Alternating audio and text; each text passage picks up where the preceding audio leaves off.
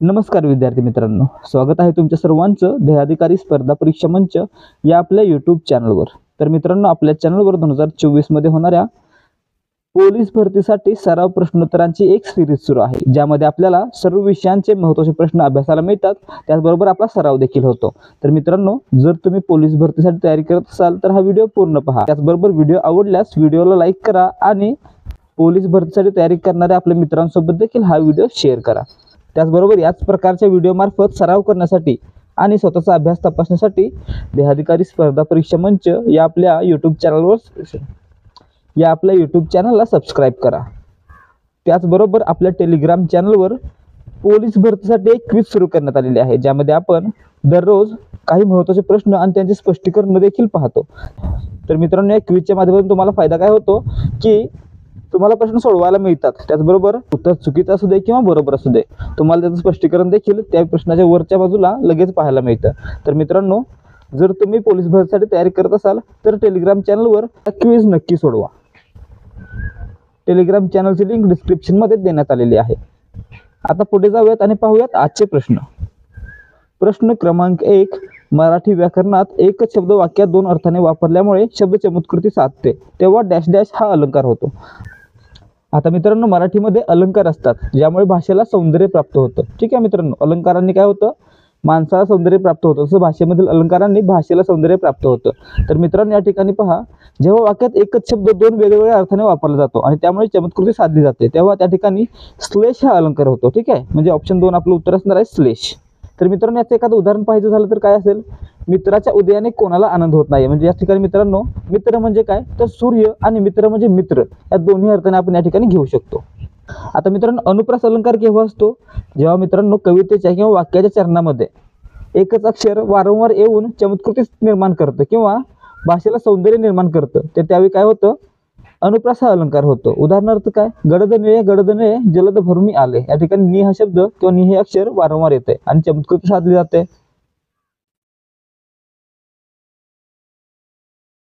उपमा अलंकार कधी असतो मित्रांनो, जेव्हा मित्रांनो उपमेय आणि उपमान याच्यामध्ये तुलना करताना उपमेय हे उपमानाच्या समान आहे असं दर्शवलं जातं तेव्हा उपमा हा अलंकार होतो। याचं उदाहरण काय, सावळाचा रंग तुझा पावसाळी नभापरी। मित्रांनो, जेव्हा उपमा अलंकार असतो तेव्हा त्या वाक्यामध्ये किंवा त्या चरणामध्ये सम, समान, सारखा, प्रमाणे, परी, गत, परीस किंवा तत्सम या शब्दांचा वापर केला जातो। ठीक आहे, आता राहिला उत्प्रेक्षा।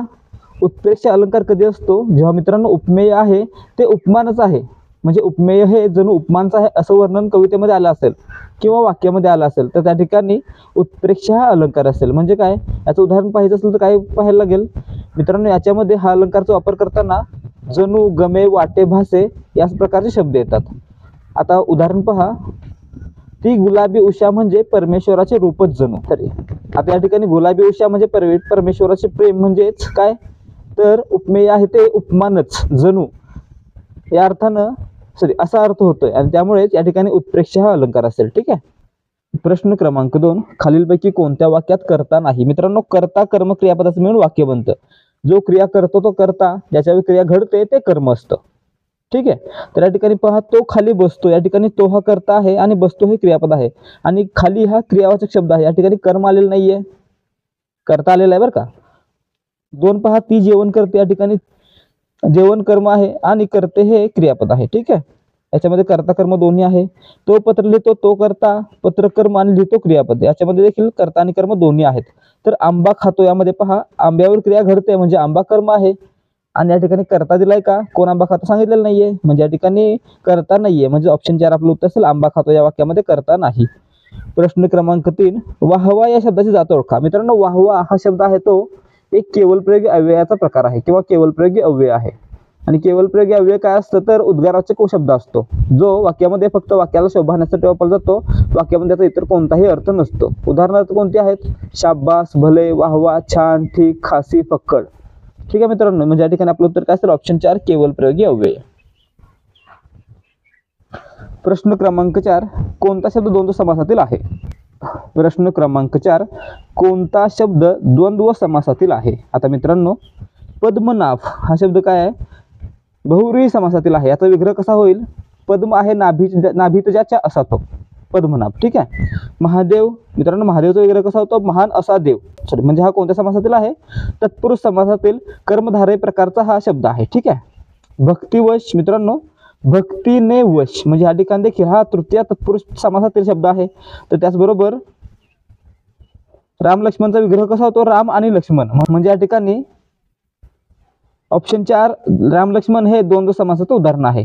द्वंद्व समासाचा विग्रह होताना आणि अथवा यासारखे शब्द याच्यामध्ये आलेले असतात. तर मित्रांनो या ठिकाणी आणखी एक कन्सेप्ट पहा. ज्या समासातील पहिलं पद महत्त्वाचं असतं किंवा ज्या सामासिक शब्दातील पहिलं पद महत्त्वाचं असतं त्या ठिकाणी अव्यय भाव समास असतो. दुसरं पद महत्त्वाचं असतं त्या ठिकाणी तत्पुरुष समास असतो.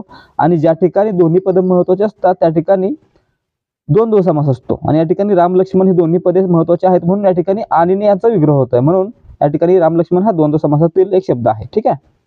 आणि दोन्ही पदे महत्त्वाची नसून तिसऱ्या पदाचा बोध होतो तेव्हा बहुव्रीही समास असतो. उदाहरणार्थ पर्याय 1. ठीक आहे. प्रश्न क्रमांक 5. संकेतार्थी वाक्ये कोणत्या अव्ययावरून ओळखावीत? आता मित्रांनो संकेतार्थी वाक्य म्हणजे काय? या ठिकाणी पहिलं वाक्य दुसऱ्या वाक्यावर अवलंबून असतं. म्हणजेच जर ही गोष्ट घडली असती तर दुसरी गोष्ट झाली असती असे या ठिकाणी वर्णन असतं, त्याला संकेतार्थी वाक्य म्हटलं जातं. तर मित्रांनो यामध्ये एक वाक्य गौण आणि एक वाक्य प्रधान वाक्य असतं. तर मित्रांनो असं वाक्य कोणत्या प्रकारचं वाक्य असतं? मिश्र वाक्य असतं. ठीक आहे. आणि मित्रांनो या ठिकाणी संकेत कशाने दिला जातोय? जर आणि तरने दिला जातोय. म्हणजेच जर आज सुट्टी असती तर मी शाळेला गेलो नसतो. म्हणजे या ठिकाणी जर तर संकेतार्थी वाक्य जोडलं असतं. एक गोष्ट झाली असती तर दुसरी गोष्ट घडली असती. ठीक आहे. म्हणजे ऑप्शन 2 आपलं उत्तर असेल. प्रश्न क्रमांक 6. खालीलपैकी भावे प्रयोगाचे वाक्य ओळखा. मित्रांनो भावे प्रयोग किती आहेत? कर्तरी, कर्मणी आणि भावे. तर मित्रांनो कर्तरी कधी असतो? जेव्हा कर्त्याच्या लिंगवचनानुसार क्रियापदाचं रूप बदलतं. कर्मणी कधी असतो? जेव्हा कर्माच्या लिंगवचनानुसार क्रियापदाचं रूप बदलतं. आणि दोन्हीनुसार बदलत नसेल तर कोणता प्रयोग? भावे प्रयोग. मग या ठिकाणी पहा, योगी तप आचरतो. या ठिकाणी योगीचं अनेक योगी केलं तर योगी तप आचरतात. या ठिकाणी आचरतोच आचरतात होतात म्हणजे हे कर्तरी प्रयोगाचं वाक्य आहे. हरी पुस्तक वाचतो. हरी मित्रांनो हरीचं आपण आता स्त्रीलिंगी रूप केलं. या ठिकाणी हरीसाठी राधा पकडलं. ठीक आहे. राधा म्हणलं. राधा पुस्तक वाचते. वाचतोच काय होईल? वाचते होईल. म्हणजे या ठिकाणी हे देखील कर्तरी प्रयोगाचं वाक्य आहे. कर्त्याच्या लिंगवचनानुसार काय होतंय? क्रियापदाचं रूप बदलतंय. हरीने पुस्तक वाचले. तर मित्रांनो या ठिकाणी हरीने वाचले, राधाने वाचले तरी देखील वाचले हे क्रियापद असं राहतंय. परंतु या ठिकाणी पुस्तके केलं. हरीने पुस्तके वाचली असं होईल. वाचलेचं वाचली होईल म्हणजे हे कर्मणी प्रयोगातील वाक्य आहे. तर मित्रांनो पोलिसांनी त्याला शोधून काढले. या ठिकाणी पोलिसांनी त्याला काढले, त्यांना काढले, त्याला काढले, तिला काढले. या ठिकाणी काढले हे क्रियापद बदलत नाही. यामुळे कर्त्याच्या लिंग किंवा वचनानुसार किंवा कर्माच्या लिंग किंवा वचनानुसार क्रियापदाचं रूप बदलत नसेल तर कोणता प्रयोग? भावे प्रयोग. म्हणजे ऑप्शन 4 पोलिसांनी त्याला शोधून काढले हे भावे प्रयोगाचं वाक्य आहे. ठीक आहे. बाकी विधान 1 किंवा पर्याय 1 कर्तरी, पर्याय 2 कर्तरी आणि पर्याय 3 कर्मणी प्रयोगाचे वाक्य आहेत. प्रश्न क्रमांक 7. पुढील शब्दाचे अनेकवचनी रूप ओळखा. दासी. मित्रांनो या ठिकाणी पहा, ई कारांत स्त्रीलिंगी शब्दाचं अनेकवचन या कारांत होतं, परंतु त्याला काही अपवाद आहेत. जसं की दासी, युवती इत्यादी शब्द. एक युवती, अनेक युवती. त्याचबरोबर एक दासी, अनेक दासी असतं. म्हणजे या ठिकाणी अनेकवचन रूप काय असणार आहे? दासी असणार आहे. म्हणजे ऑप्शन 3. ठीक आहे. प्रश्न क्रमांक 8. खालील उदाहरणांतून अपूर्ण वर्तमान काळ ओळखा. आता मित्रांनो अपूर्ण वर्तमान काळ म्हणजे काय? जी क्रिया सध्या सुरू आहे असे वाटते किंवा असं भासतंय असं वाक्य. ठीक आहे.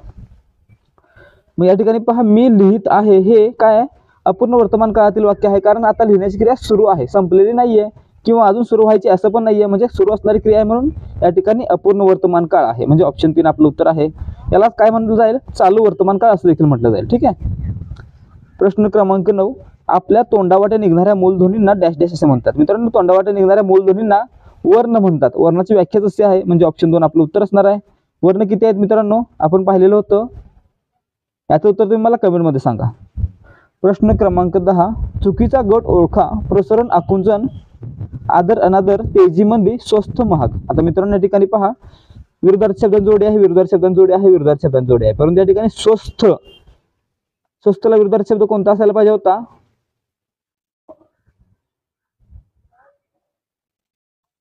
चपळ किंवा घाईत असलेला असा असायला होता. ठीक आहे. आणि या ठिकाणी महागला विरुद्धार्थी शब्द कोणता असतो? स्वस्त. या ठिकाणी थच्या जागी त असतं. म्हणजे या ठिकाणी ही विरुद्धार्थी शब्दांची जोडी आहे का? नाहीये. म्हणजे ऑप्शन 4 हे आपलं उत्तर असेल. चुकीचा गट कोणता आहे? ऑप्शन 4 मधील. प्रश्न क्रमांक 11, तट्टिका या संधीचा विग्रह करा. आता मित्रांनो या ठिकाणी आपण संधींचा अभ्यास मागच्या व्हिडिओमध्ये केलेला होता. तर या ठिकाणी त व्यंजन संधी आलेला आहे. म्हणजे काय होईल त व्यंजन संधीमध्ये? जेव्हा पहिल्या शब्दाचं शेवटचं अक्षर त असतं, ठीक आहे, आणि दुसऱ्या शब्दाचं पहिलं अक्षर कोणतंही कठोर वर्ण असेल, तर मित्रांनो काय होईल? तर तचं रूपांतर आहे ते दुसऱ्या जो वर्ण आलेला आहे, दुसरा जो कठोर व्यंजन आलेला आहे, समजा या ठिकाणी ट आलं, ठीक आहे, तर मित्रांनो काय होईल?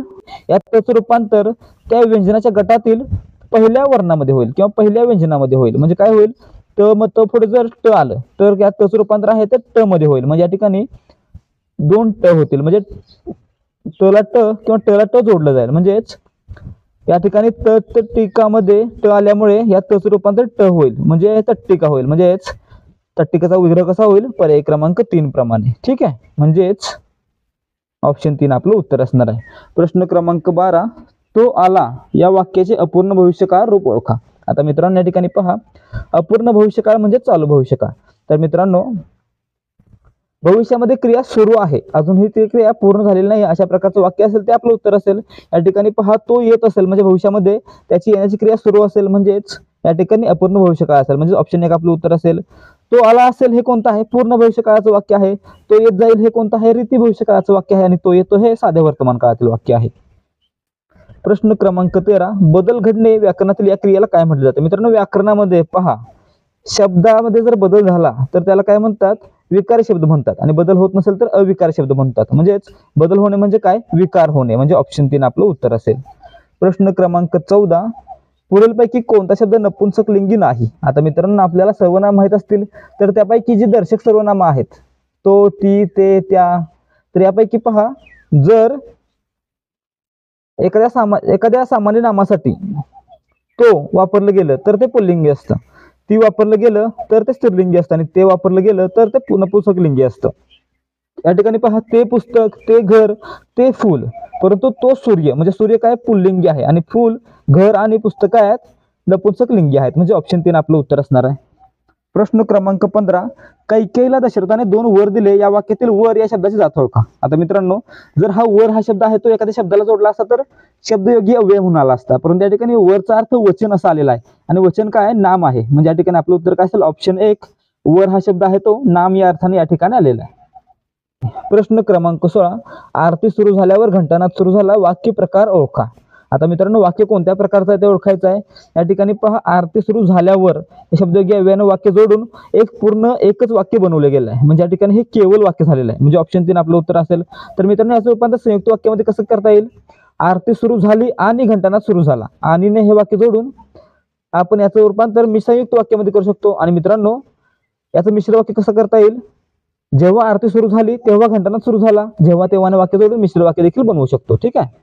प्रश्न क्रमांक 17, देवाने मला खूप काही दिलेले आहे या वाक्यातील देवाने या शब्दात कोणता विभक्ती प्रत्यय आलेला आहे? मित्रांनो देवाने या ठिकाणी देवा या शब्दाला ने हा प्रत्यय लागलेला आहे. ठीक आहे.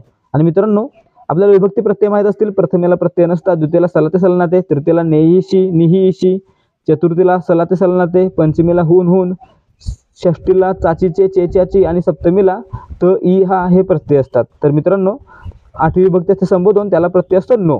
ठीक आहे मित्रांनो, मग या ठिकाणी कोणता आलेला आहे? ने आलेला आहे. आणि ने कोणता आहे? तृतीयचा आहे. म्हणजे या ठिकाणी तृतीय एकवचनी प्रत्यय असल्यामुळे आपलं उत्तर काय असेल? ऑप्शन 3 तृतीया. काही वेळा एकवचनी आणि अनेकवचनी याबद्दल देखील विचारलं जाऊ शकतं. ठीक आहे. प्रश्न क्रमांक 18, स्वावलंबी या शब्दाचा विरुद्धार्थी शब्द शोधा. मित्रांनो स्वावलंबी हे एक विशेषण आलेलं आहे. याच्या विरुद्धार्थी विशेषण कोणतं असतं? परावलंबी, दुसऱ्यावर अवलंबून असलेला. म्हणजेच ऑप्शन 3 आपलं उत्तर असेल. आणि मित्रांनो या स्वावलंबी या विशेषणापासून स्वावलंबन हे नाम तयार होते. प्रश्न क्रमांक 19, काल मी मावळणारा सूर्य पाहिला या वाक्यातील मावळणारा या विशेषणाचा प्रकार ओळखा. आता मित्रांनो या ठिकाणी पहा, मावळ काय आहे? या ठिकाणी मावळ नावाचा धातू आहे, आणि या ठिकाणी नारा हा प्रत्यय लागलेला आहे. म्हणजे जेव्हा धातूला प्रत्यय लागून एखादा शब्द बनतो तेव्हा काय बनतो? धातू साधित शब्द बनतो. म्हणजे या ठिकाणी आपलं उत्तर काय असेल? ऑप्शन 4 साधित विशेषण आहे. मावळणारा हे साधित विशेषण आलेलं आहे.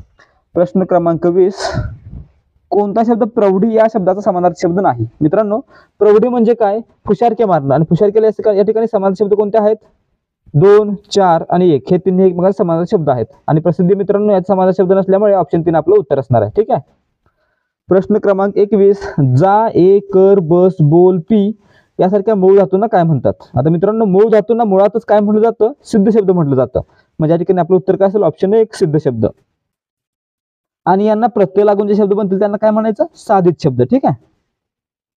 प्रश्न क्रमांक 22 दुसऱ्याच्या वैभवाचा आपल्याला उपयोग नसतो या अर्थाची म्हण ओळखा. मित्रांनो या ठिकाणी पहा विशी विद्या तिशी धन म्हणजे काय? योग्य वेळी योग्य कामं केली की कर्तृत्वाचा अंदाज बांधता येतो. ठीक आहे. सरड्याची धाव कुंपणापर्यंत प्रत्येकाला काहीतरी मर्यादा असते आणि रात्र थोडी सोंगे पार, कमी वेळ असणे आणि खूप काही काम असणे. ठीक आहे. आणि लंकेत सोन्याच्या विटा म्हणजे काय? दुसरीकडे असलेल्या फायद्याच्या गोष्टीचा आपल्याला उपयोग नसतो. म्हणजे या ठिकाणी दुसऱ्याच्या वैभवाचा आपल्याला उपयोग नसतो म्हणजे ऑप्शन 2 आपलं उत्तर असणार आहे. प्रश्न क्रमांक 23 तो घरी अचानक आला या वाक्यातील अचानक शब्दाचा क्रियाविशेषण प्रकार ओळखा. आता मित्रांनो या ठिकाणी पहा रीतिवाचक क्रियाविशेषण अव्यय आलेला आहे. ठीक आहे. रीतिवाचक क्रियाविशेषण म्हणजे काय? तर जे शब्द वाक्यामध्ये क्रिया घडण्याची क्रिया दाखवतात किंवा क्रिया घडण्याची रीत पद्धत दाखवतात म्हणजेच क्रिया कशी घडली हे दाखवतात त्यांना रीतिवाचक क्रियाविशेषण असं म्हटलं जातं. म्हणजे ऑप्शन 3 आपलं उत्तर असलेलं या ठिकाणी तो कसा आला? अचानक आला म्हणजे त्याची येण्याची क्रिया दाखवलेली आहे. या ठिकाणी तो कसा आला हे दाखवलेलं आहे म्हणून या ठिकाणी हे रीतिवाचक क्रियाविशेषण अव्यय आलेलं आहे. ठीक आहे. प्रश्न क्रमांक 24 कोणता शब्द अव्ययभाव समासाचे उदाहरण नाही? मित्रांनो अव्ययभाव समास म्हणजे काय? ज्या समासामध्ये पहिलं पद महत्वाचं असतं आणि त्याच्या अगोदर उपसर्ग लागलेला असतो त्याला काय म्हणायचं? अव्ययभाव समास म्हणायचं. या ठिकाणी गैरहजर म्हणजे हजर नसलेला, विग्रह कसा झाला? हजर नसलेला आणि विग्रह झाल्यानंतर हजर हे महत्वाचं पद आहे. आमरण मरेपर्यंत या ठिकाणी मरे हा महत्वाचा शब्द आहे म्हणजे पहिलं पद महत्वाचं आहे म्हणजे हा देखील अव्ययभाव. बिनधोक म्हणजे काय? धोका नसलेला म्हणजेच काय? धोका हे पहिलं पद आलं आणि ते महत्वाचं आहे. आणि या ठिकाणी तोंडपाठ म्हणजे काय? तोंडाने पाठ या ठिकाणी दुसरं पद महत्वाचं आहे आणि तोंडला ने हा प्रत्यय लागलेला आहे. ठीक आहे. म्हणजे काय? हे तृतीय विभक्ती तत्पुरुष समासाचं उदाहरण आहे किंवा तृतीय तत्पुरुष समासाचं उदाहरण आहे. म्हणजे या ठिकाणी ऑप्शन 4 काय आहे? अव्ययभाव समासाचं उदाहरण नाहीये. या ठिकाणी गैरहजर, आमरण आणि बिनधोक हे अव्ययभाव समासाचे उदाहरण आहेत परंतु तोंडपाठ आहे ते तत्पुरुष समासाचं उदाहरण आहे. ठीक आहे. प्रश्न क्रमांक 25 रामाकडून रावण मारला गेला या प्रयोगाचे नाव सांगा. आता मित्रांनो या ठिकाणी जेव्हा कर्त्याच्या लिंगवचनानुसार क्रियापदाचं स्वरूप बदलते तेव्हा कर्तरी, कर्माच्या लिंगवचनानुसार बदलते तेव्हा कर्मणी आणि जेव्हा दोन्हीनुसार बदलणार नाही तेव्हा भावे प्रयोग. ठीक आहे. तर या ठिकाणी पहा राम हा कर्ता आहे, रावण हे कर्म आहे. रावण मारला गेला, रावणाच्या जागी जर त्याची शूर्पणखा नावाची बहीण असते म्हणजे लिंग बदललं असतं तर शूर्पणखा मारली गेली असं क्रियापदाचं स्वरूप बदललं असतं. म्हणजे या ठिकाणी हे कर्मणी प्रयोगाचं उदाहरण आहे म्हणजे ऑप्शन 2 आपलं उत्तर आहे. तर मित्रांनो याच्या पुढे जाऊन जर विचारलं तर काय विचारलं जाईल? पर्यायामध्ये दुसरा पर्याय असेल कर्मकर्तरी प्रयोग. म्हणजे या ठिकाणी जेव्हा इंग्रजीतील पॅसिव्ह व्हॉइस प्रमाणे रचना असेल म्हणजेच Ravan was killed by Ram या प्रकारची रचना असेल तर त्यावेळी कर्मकर्तरी म्हणजेच नवीन कर्मणी प्रयोगाचं उदाहरण असेल म्हणजे ते देखील कर्मणी प्रयोगाचं. परंतु यापेक्षा डीप जाऊन याचं उत्तर असेल. कोणतं उत्तर असेल? कर्मकर्तरी किंवा नवीन कर्मणी प्रयोग. प्रश्न क्रमांक 26 हमरी तुमरीवर येणे या वाक्यप्रचाराचा योग्य अर्थ सांगा. मित्रांनो हमरी तुमरीवर येणे म्हणजे काय? भांडणे म्हणजे ऑप्शन 2 जोराने भांडणे हे आपलं उत्तर असणार आहे. प्रश्न क्रमांक 27 निळकंठ हा शब्द पुढीलपैकी कोणत्या प्रकारात मोडतो? मित्रांनो निळकंठ या शब्दामध्ये जर विग्रह केला तर कसा होतो? निळा आहे कंठ ज्याचा असा तो महादेव. या ठिकाणी कोणता समास असेल? मग बहुव्रीही समास असेल. म्हणजे हा शब्द कोणत्या प्रकारचा आहे? सामासिक शब्द आहे म्हणजे ऑप्शन 2 आपलं उत्तर असेल. निळकंठ हा सामासिक शब्द आहे आणि तो कोणत्या समासातील आहे? बहुव्रीही समासातील आहे. प्रश्न क्रमांक 28 तुझे पुस्तक टेबलाखाली पडले आहे या वाक्यातील शब्दयोगी अव्यय ओळखा. आता मित्रांनो शब्दयोगी अव्यय कोणता लिहिला आहे? तर शब्दयोगी अव्यय म्हणजे काय असतं? शब्दाला म्हणजेच नामाला जोडून येणाऱ्या अव्ययाला शब्दयोगी अव्यय म्हटलं जातं आणि ते कोणते कोणते आहेत? खाली, वर, पुढे, मागे. ठीक आहे. हे काय आहेत? शब्दयोगी अव्यय आहेत. तर या ठिकाणी टेबलानंतर खाली हे अव्यय आलेलं आहे. टेबलला खाली हे शब्दयोगी अव्यय जोडलेलं आहे म्हणून आपलं उत्तर काय असेल? ऑप्शन 3 खाली हे शब्दयोगी अव्यय या वाक्यामध्ये आलेलं आहे.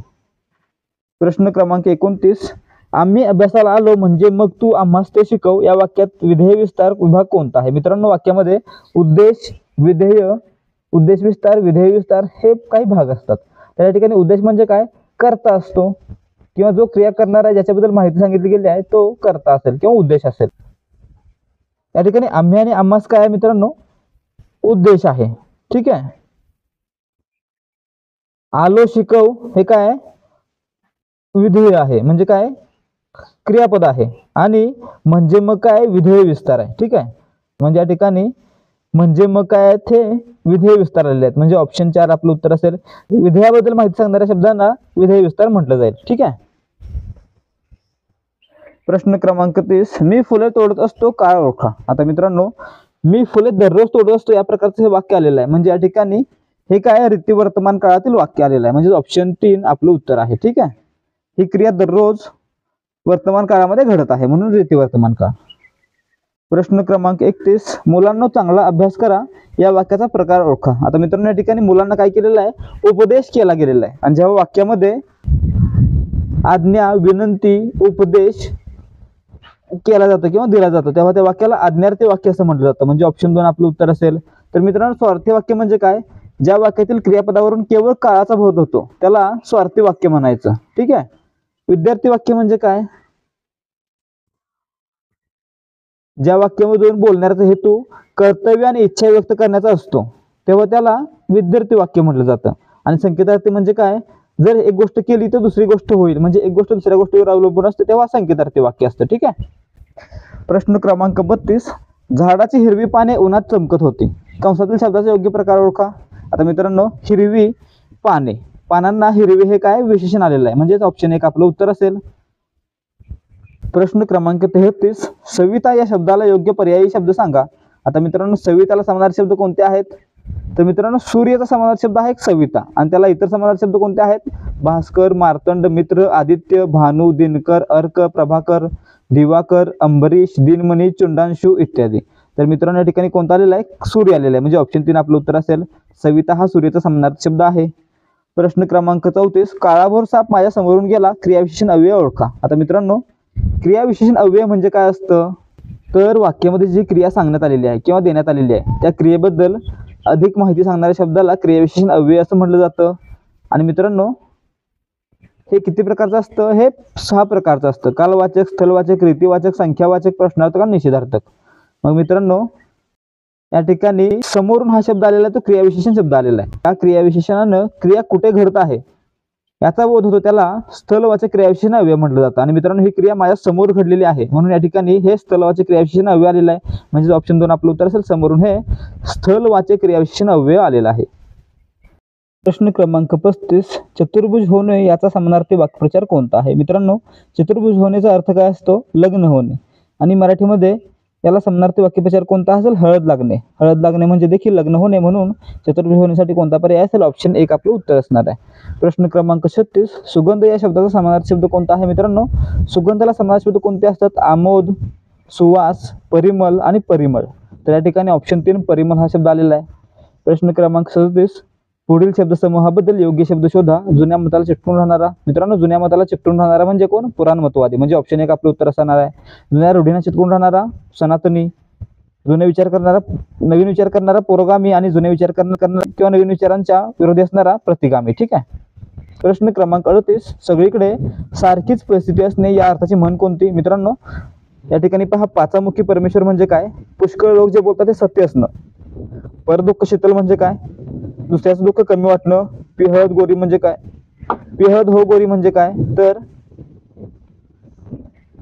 थोड्याशा मेहनतीनं यशाची प्राप्ती होण्याची स्वप्न पाहणं किंवा इच्छा असणं. आणि पळसाला पाणी पिणं म्हणजे काय? सगळीकडे सारखीच परिस्थिती असणं. म्हणजे ऑप्शन 3 आपलं उत्तर असेल. या ठिकाणी आपल्याला आधी उत्तर माहित असते परंतु आपण सर्वांचे अर्थ पाहतोय. प्रश्न क्रमांक 39, मेषपात्र या शब्दाचा अर्थ सांगा. मित्रांनो, मेषपात्र यासाठी शब्द आलेला आहे बाळवट माणूस. मेषपात्र म्हणजे काय? बाळवट माणूस. ऑप्शन 3. आणि प्रश्न क्रमांक 40, रमेश घरातून बाहेर आला यात घर या शब्दाची विभक्ती कोणती? आता मित्रांनो, या ठिकाणी पहा, घरातला ऊन हा प्रत्यय लागलेला आहे. आणि या ठिकाणी आपल्याला माहित असेल ऊन हून हे कोणत्या विभक्तीचे प्रत्यय आहेत? पंचमीचे आहेत. म्हणजे ऑप्शन 3 आपलं उत्तर असेल.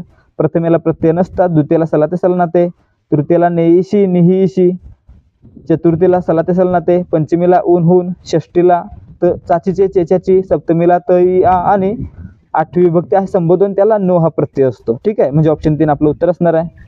तर विद्यार्थी मित्रांनो आजसाठी फक्त एवढंच. आज आपण 2024 मध्ये होणाऱ्या पोलीस भरतीसाठी महत्त्वाचे प्रश्न पाहिलेले आहेत. तर मित्रांनो, जर तुम्हाला या व्हिडिओमधील प्रश्न आणि माहिती समजली असेल तर व्हिडिओला लाईक करा आणि या प्रश्नाबद्दल कोणत्याही प्रकारची शंका असल्यास कमेंट करून आम्हाला विचारू शकता. त्याचबरोबर क्विज सोडवण्यासाठी टेलिग्राम चॅनल जॉईन करा. तसेच याच प्रकारचे आणखी व्हिडिओ पाहण्यासाठी देहाधिकारी स्पर्धा परीक्षा मंच या आपल्या हक्काच्या YouTube चॅनलला सबस्क्राईब करा. त्याचबरोबर चॅनलवर अपलोड करण्यात आलेली माहिती आणि इतर अपडेट्स तुमच्यापर्यंत वेळेवर पोहोचावेत यासाठी बेल आयकॉनवर क्लिक करा आणि ऑल वर सेट करा. भेटूया या सिरीजच्या पुढच्या भागामध्ये. जय हिंद, जय महाराष्ट्र.